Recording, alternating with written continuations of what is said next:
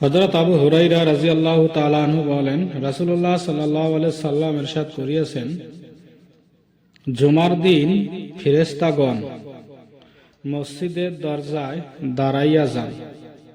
প্রথম আগমনকারীর নাম প্রথমে, তারপরে আগমনকারীর নাম, তারপরে লেখেন। এইভাবে আগমনকারীদের নাম তাহাদের আগমনের নিয়মে একের পর এক লিখিতে থাকেন। যে ব্যক্তি জুমার জন্য সকাল গমন করে সে উট সদকা করার সওয়াব লাভ করে। তারপর আগমনকারী গাভী সদকা করার সওয়াব লাভ করে।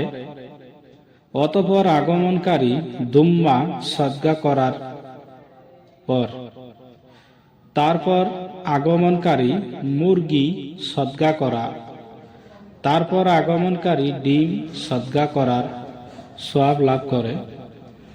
যখন ইমাম খুতবা দেওয়ার জন্য আসেন তখন ফেরেশতাগণ রেজিস্টার খাতা যাহাতে আগমনকারীদের নাম লেখা হইয়াছে বন্ধ করিয়া বলেন এবং খুতবা শুনিতে মশগুল হইয়া যান। বুখারী।